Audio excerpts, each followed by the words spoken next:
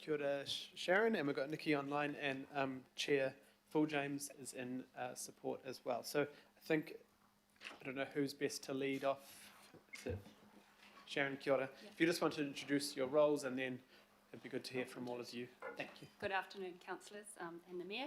I'm Sharon Rimmer, Senior Partnership Specialist in Regional Strategy, and we have Nikki Henshaw online, who's a Program Manager of the Hunua Traverse Trail, and as you all know, Angela Phil James, Chair of Franklin Local Board. So we just have a very short presentation for you this afternoon to just share with you the journey and the opening of the Hunua Traverse Cycling Trail. This started out many years ago as a local economic initiative and is now a partnership that's been led by the Franklin Local Board along with our Regional Parks team, Watercare, Tataki Auckland Unlimited, the Cleveland Community and Business Association and the New Zealand Cycle Trails. So to share the presentation today, I'll hand over to Nikki, and then Angela is going to speak as well. I'd just like to, before we start, to also acknowledge Councillor Andy Baker, who in his role in the Franklin Local Board has been instrumental and been involved in this project since day one. So over to you, Nikki. Thank you, Sharon. How's my audio? Can everyone hear me? Yeah. Yes, we can. Thank you, Nikki. Thank you. Look, it's taken 9 long years. If we can flick to that next slide. I'm afraid I don't have control from where I am. This is me. Oh, we're just moving that for you. Thank you, Nikki. Thank you. Yep. Thank you. It's taken 9 long years, but I am delighted to inform you that we now have 38 kilometres, which is around 85% of the Hunua Traverse open as a limited preview. And these photos are a group of 20 cyclists who, on the Matariki public holiday, rode from downtown Auckland to the southern preview of the Hunua Traverse, where they stayed overnight at one of the campsites, huddled together from the rain in a 4-bunk shelter. And I think this is great evidence of how excited our riding community is to finally have access to this previously closed cycling terrain. Moving on to the next slide. This is a taste of the feedback we've received in the past month. After 12 months of rain, cyclists are loving the well-maintained sealed and unsealed roads of the Hunua Traverse.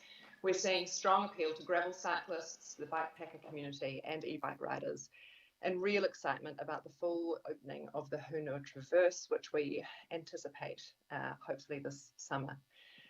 The next slide shows you a map of the route and a quick recap. The Hunua Traverse is a new cycling resource encompassing public roads and private watercare service roads in the Hunua Ranges Regional Park. The ride's been given Heartland status by New Zealand Cycle Trails Ngā Haerenga. This means it's part of the Ngā Haerenga family of cycle trails. It's distinct to a great ride experience. Heartland rides are generally on-road routes through scenic landscapes and small towns.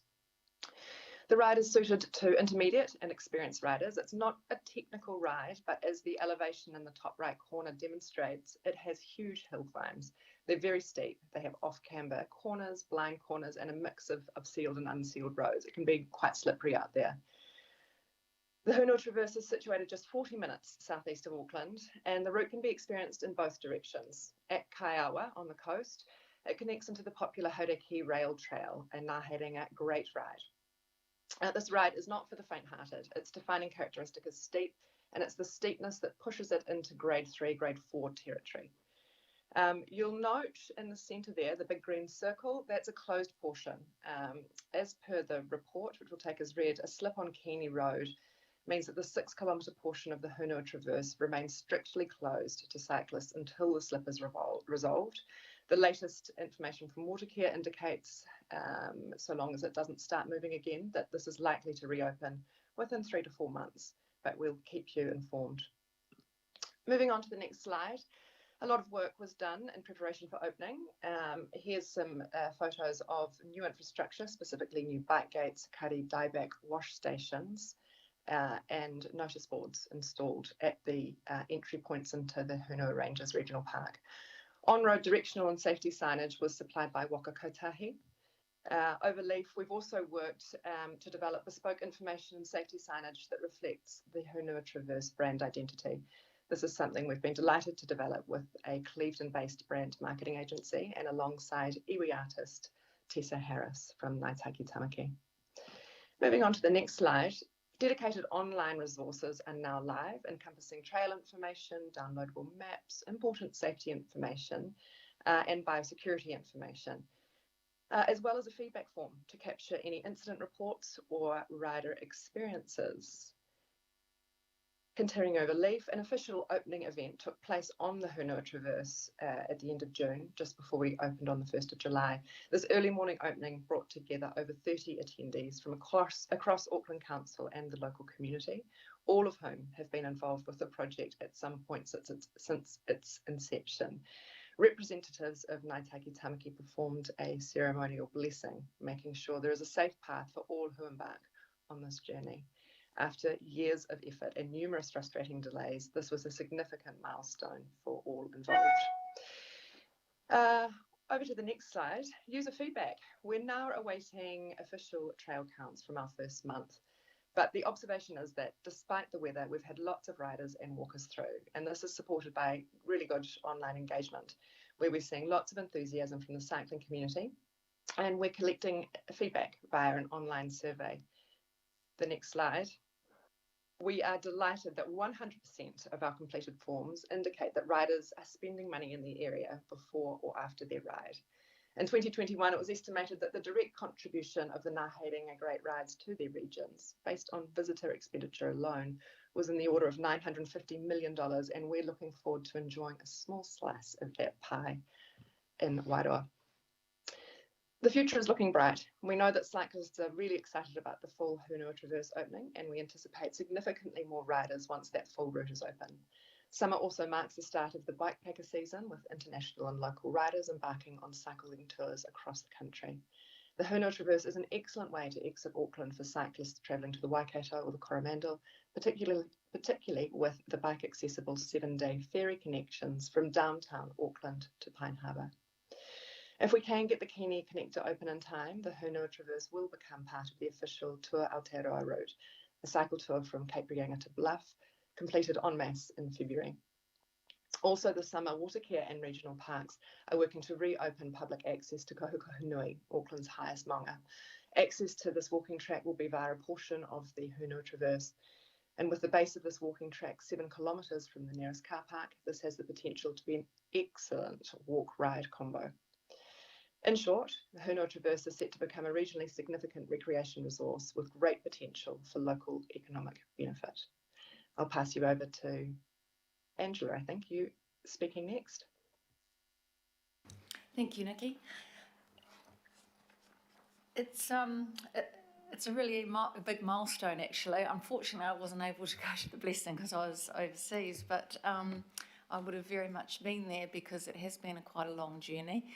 And, I make reference again, I was sitting at this table, I remember saying to everyone, all the councillors, it is a regional park, but they're keen to pursue this project because we saw great benefit economically and culturally as well. And so I just thought it was good to bring a good news story to the table and show an outcome can be achieved. And, we're demonstrating that by carving off, a reasonable slice of our budget in order to help deliver this project. We're very grateful too that we've brought in partners to work on the project, and it's a really good illustration as well of working with Tātaki Auckland Unlimited. So board and the organisation working together. I think I'll be cheeky enough to say that perhaps without local board impact, we may not be presenting this project, excuse me, today. And that, I really want to highlight the importance of local economic development support. We're not necessarily asking for it all to be funded, but we need a home for some of these projects that we are trying to initiate. And without a home, they won't actually be able to be delivered. So I think going forward in the long-term plan, if we can just think about the impact of that would be great. And also what regionally could the park, advance further on to really tap into the full scope of this opportunity. This is just the very, very beginning of what potential it might be.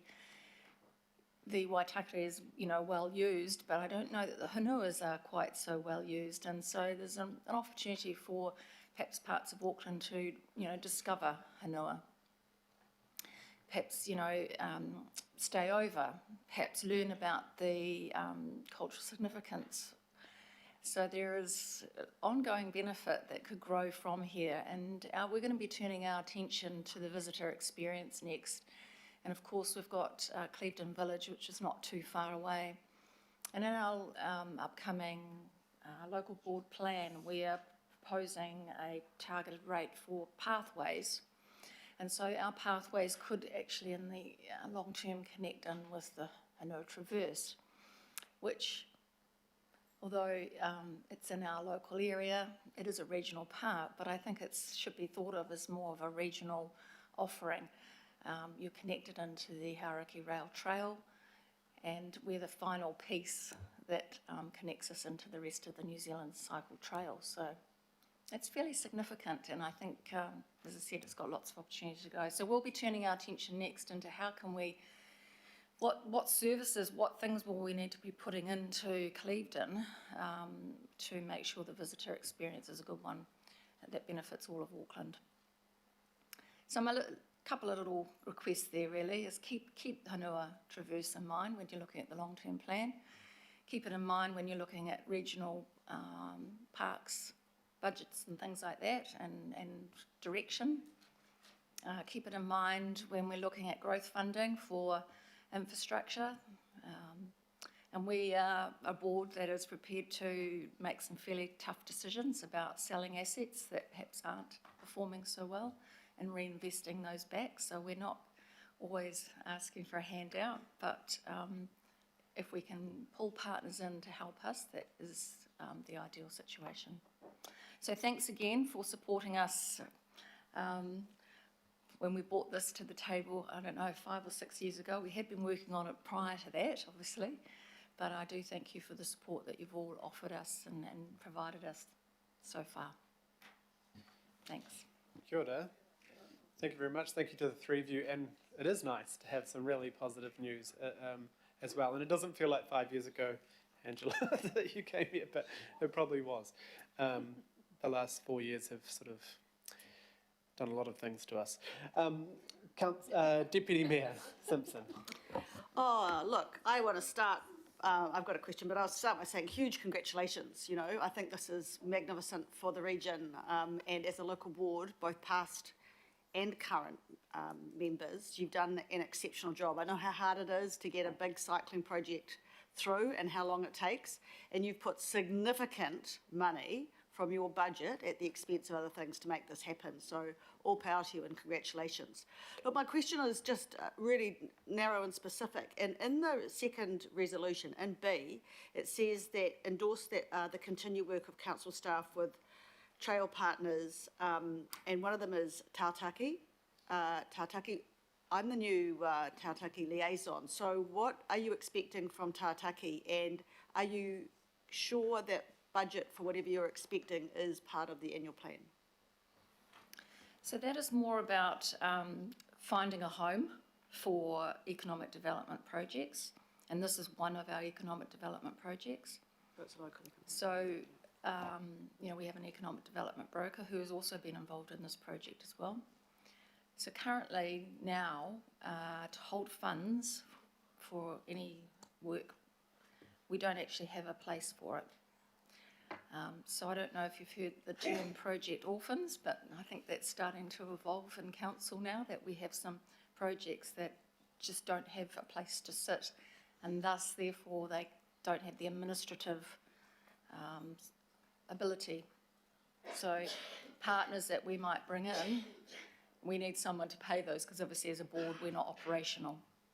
So it poses long term, and actually it does pose a bit of a problem. We're doing some short-term stopgaps right now. We're working with local board services on that and connected communities, but they're not necessarily the right places to put some of these things that we have for economic development. So it is a conversation that I intend to carry on with you to try and find a solution to that. Continue offline, thank you, yeah. But congratulations, it's just looks fantastic, and I hope the slip is cleared pretty quickly. Yes, and I do wish to thank Nikki Henshaw and the Clevedon Business Association because I don't really think if we hadn't pulled them in as partners, I don't think we would have been quite here at this point in time either. And it just goes to show that sometimes you have to have those external organisations doing these things. And that particular business association is not a bid either. They're all volunteers, except, this role that we have funded. So, congratulations to them for taking on quite a responsibility as volunteers. Thank you.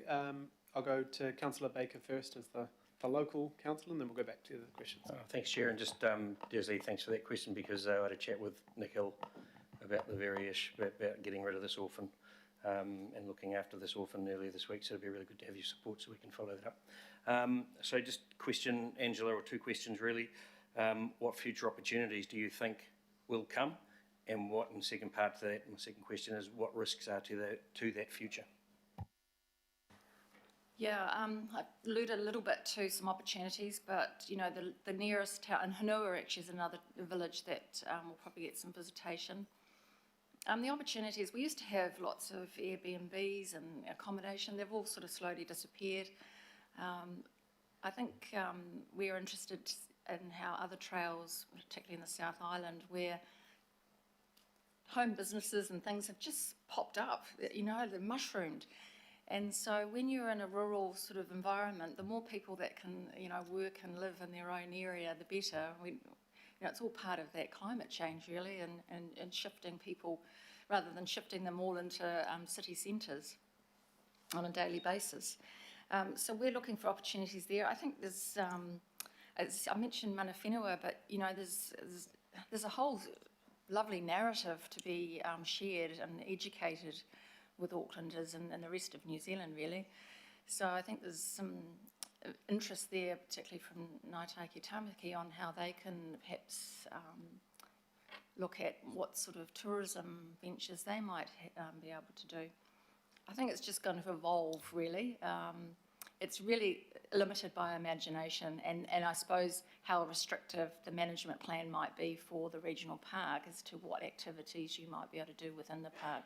I mean, Matariki comes to mind, climb to the highest point in Auckland and celebrate Matariki for, it just goes on. Glamping, delivery of things, if you're a cyclist, the things you might need, shuttle services, accommodation I mentioned, etc. Risks are some of our partners perhaps might not carry on the partnership. Nikki alluded that some of the trail is on public roads. We're very grateful to Watercare, who have, they have shifted over time, and they believe in providing as much public access as possible, so we're really grateful for what they have done. When it moves into the public road, it gets a little bit trickier. You're sharing with other transport, and particularly in some areas, you're sharing with logging trucks. So there is a lot of health and safety mitigation that needs to be in place, and I suppose that's one of the risks, is that we don't quite get all the partners that have an impact on this cycleway to recognise the significance that it can become, and to be able to do their part in a timely manner, whether it's repairs on the road or signage or whatever it might be. Kia ora, thank you. Member Ashby. Kia ora. Thank you for the presentation, and looks like a great initiative with a long history to it. But my question's around the mana whenua component. So just two things. The first is just noting that the partners, there's no mana whenua in that partnership in the papers that I'm reading, or the recommendations. And that's a little surprising to me, given there's 4 iwi with particularly strong treaty, treaty redress interests in the area. So I guess, could you talk to me a little bit like what that gap is? I note that from the papers that of the 4 with key interests, only Ngaitai has been engaged, and that was only September last year. So I'm confused as to a long tail and then a very, very short and very, very limited iwi. Yes. No, all mana whenua have been invited right from the very early beginning, and there was participation earlier on. There have been, I noticed Trent Taylor's joined us here in the meeting as well. So there is that role within the regional park as well. We've just got to recognise that we are it's almost adding an extra service or activity into the regional park, which has very clear direction around mana whenua engagement. So the opportunity was certainly there. It has always been there, and I think whether Nikki wants to make any comment about reaching out to the different iwi, and there's still opportunity exists there as well. So it just happens that I think the brand is is designed by a designer who has connections to Ngaitai, and that's just how it evolved in terms of that. But I don't know if Nikki has any further from her project experience. Yeah, thank you, Angela. And thank you, Angela. And my apologies, in the interests of brevity, perhaps I have missed out the point there around iwi engagement, and my apologies. Yes, we have continued to keep 4 key iwi informed about the status, and we have a standing offer of taking a presentation or providing them with more information when their resources permit. So far, Ngāi Taiki Tamaki is the only iwi that's taken us up on that offer, and we've had a number of really good conversations. And there is certainly appetite on behalf of Ngāi Taiki Tamaki, who already have 16 e-bikes sitting in storage from a previous tourism venture. They are very interested to know at what point and when it's suitable to initiate some sort of venture. They're not interested in operating it themselves, but they're very interested in investing in. So it's a matter of bringing the right people into the room at the right time. At the moment, we only have a 2-part connection, so it's very difficult to make something viable from a business perspective when we've only got 2 parts that aren't opened and no firm timelines going forward. But I'm very hopeful that in the coming months we'll be able to work to provide some more certainty to Ngāi Taiki Tamaki. And also, I think with that opportunity of connecting into Kohukohunui, there's a real opportunity for all iwi, should they be interested, to participate in business opportunities. In terms of engagement, and I think we would all be delighted if we could have some more meaningful conversations about iwi's interest in and aspirations for this trail, and we will continue to engage where we can, emails, phone calls, to see if we can draw more interest into the project and hopefully more participation. It's an ambition, and actually it's a requirement of our contract, is to ensure that iwi consultation continues in a meaningful way. Kia ora. Thank you. I mean, there's a bigger contract called the treaty that I would go back to, but I think for me, my job here is to make sure, where I know that there's key interests for iwi, that those interests are reflected in things like this. So I have an issue not seeing them, a placeholder for them as partners in the resolutions, for example. And I guess the only other question is, can you, you might have your Māori outcomes or engagement officers, have they been able to assist you in that space? Sometimes it depends on how you couch the question. If you're asking for feedback, you might not get any engagement. If you're asking for partnership, you might get engagement, just from personal experience. So any sort of thoughts on that in terms of what assistance you might need to get that engagement?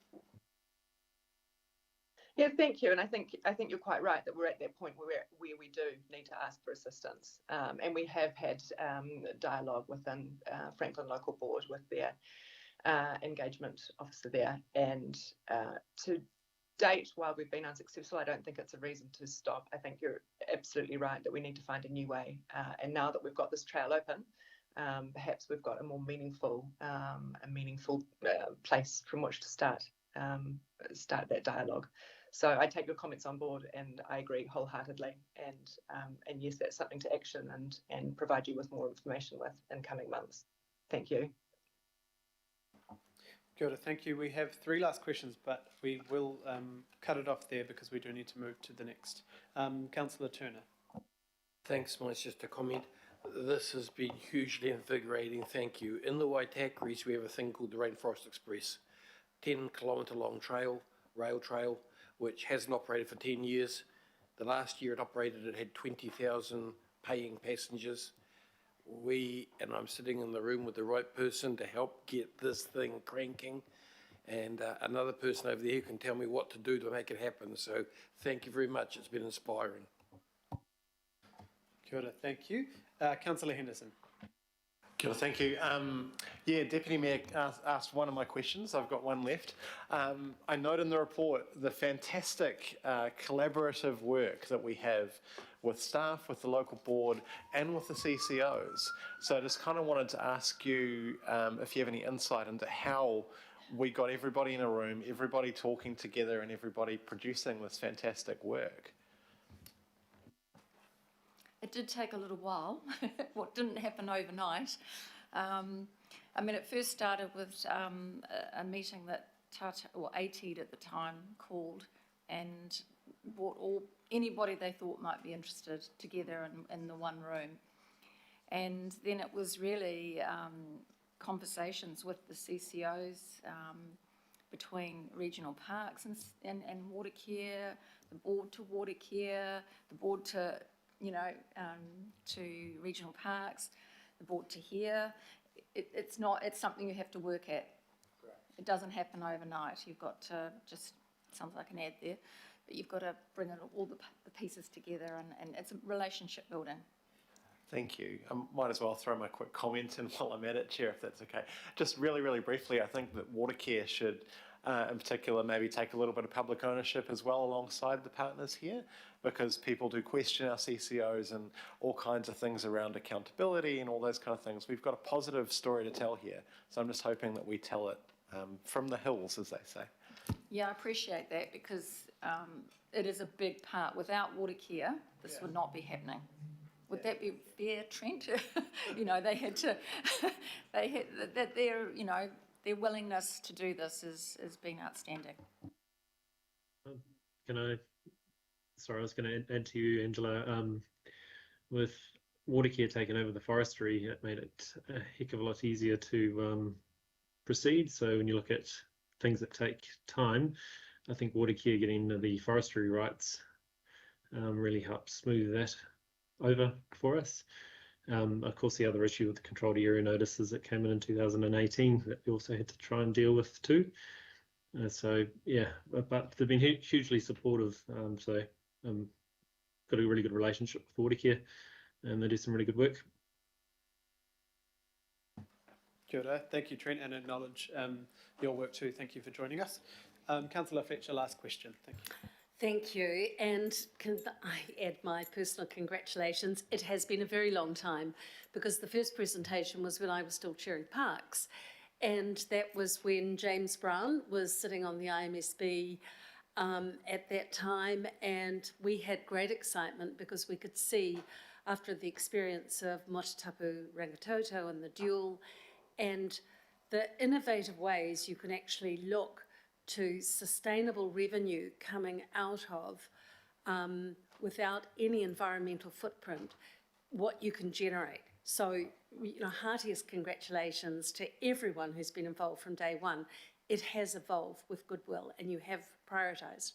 I guess the question for me, and yes, you've got the impediment until you can have the whole thing open, but how do you anticipate thinking about the use of the regional parks and creating events into the future that will help meet, forgetting the governance issues and the orphaned situation you find yourself in now, but how do you see using the regional parks framework now, that was the management plan that came out last year, and the opportunity for concessions and other, do you see an ongoing role for that pouring back into those regional parks and the opportunities there, as well as the economic development.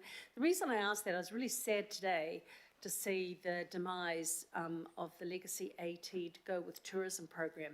That had been fantastic in the south. You know, a lot of young people have been touched in schools and encouraged to go into tourism and look at those opportunities within the natural environment. And Nick Hill, I think, is probably pretty devastated to see that cut. But I just want, because you've been a board that has been innovative, how do you see that, and where are the obstacles in actually giving effect to that vision? Oh, that was a big question. Lots of parts. Part of the contract that Nikki is working on is to realise the economic development benefits. So we want to see that, but also we need to think about sustainability. You will always need somebody to manage a website, put the notice up that it's closed, take the feedback, all those sorts of things. So that is the next step of making sure that that is there. Look, with technology as well, there's opportunities to perhaps you could make a donation. Perhaps a portion could go to the Kakako recovery program, and a portion could go to the trail itself. That's just one little example. Those are the sorts of things that we are really interested in, and how it can be maintained, because it's not just within the park that is probably where we're going to have to think about, well, we know we have to think about outside of the park. It's how you get and access the trail itself. So I suppose, that's the next conversation we'll need to have with you and regional parks, is to, if we create some of these ways to generate revenue, how will that revenue be split, and where are the best places to put it so that the whole cycle experience is a good one. Are you aware that the Mayor has thoughtfully put together a regional parks working party? And I would suggest that you really need to be in touch with that regional parks working party, because these are some of the big issues going forward that can be opportunities. Yeah, no, I for the council. wasn't aware of that, so that's of great interest to me. Thank you. Kia ora, thank you. We've got Councillor Baker would like to move and Deputy Mayor second. Just want to thank all of you for the work done here over a very, very long time, but something exciting, but also to show the partnership, to show that there are options, and if you stick your neck out and ask for things and put things on the line, things do happen. So I think I appreciate the tenacity and the effort that's gone into this, but also that you can come here and showcase it.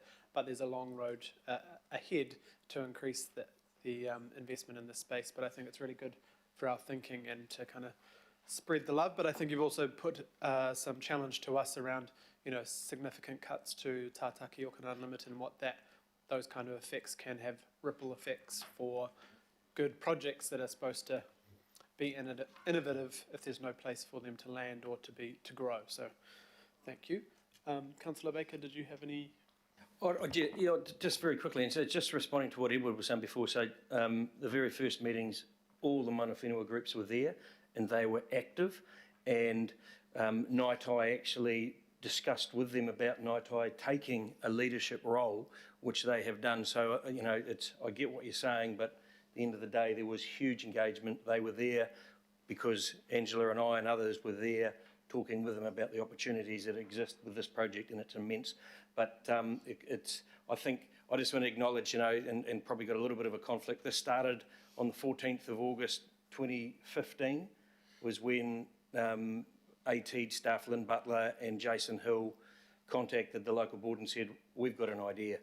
And it's progressed, and I want to acknowledge the local board who just didn't sit there and go, well, it's not in our turf, it's in regional. They never got worried about our political boundaries.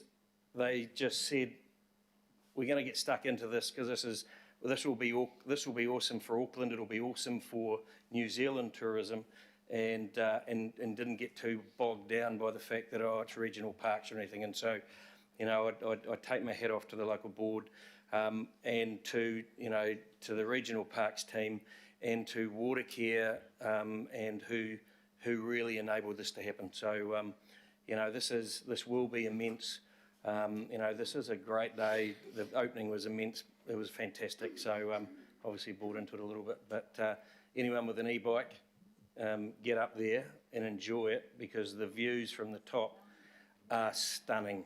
So, you know, this is a regional taonga. So, and we've got to do everything we can to get the best out of it. Kia ora, thank you. Councillor Darby, last comment. Thank you. Well, I think we're just drawing to the end of a discussion about cycling, and there's been no dissenting views. I think this is a record for this council. No one has mentioned that this is gold-plated, Angela, and those people need to find another way across that range. You know, the back streets. Sure, yes, but look, more seriously. This traverse is amazing, and what we've seen around Aotearoa is massive success for these trail rides. But this is a component part of the cycling revolution that is washing across the world, and hopefully going to wash across us. This is a part that goes with our Urban Cycleway program, and I can't help but remind you that there are more cycles sold in New Zealand than cars. There are more e-bikes sold than electric cars. The fastest growing categories of bikes are e-bikes and gravel bikes. Gravel bikes are between road bikes and trail bikes. And that is a category that is just going through the roof. If you try and buy a second-hand gravel bike at the moment on Trade Me, you will be hard pressed. There are so many people after gravel riding. And that is a gravel riding traverse. That is a gravel riding track. Now, the economic arguments are being well articulated. The health arguments, others have articulated for years, but this does not sit in isolation of our bigger outlook for cycling right across Auckland. And so I am hopeful that the next time we discuss cycling in the urban areas, we actually have the same unanimous views brought forward, because this is just a component part. Mountain biking, trail riding, recreational road biking, commuter biking, kids riding in their neighbourhoods, the whole lot. It all works together. And one area sets off another area. And that's why there's so many families with 5 and 6 bikes in their garage, and they hang it on the garage wall, and that's the one for trail riding, that was the one that gets me to work, that's the one that exercises me, and the list goes on.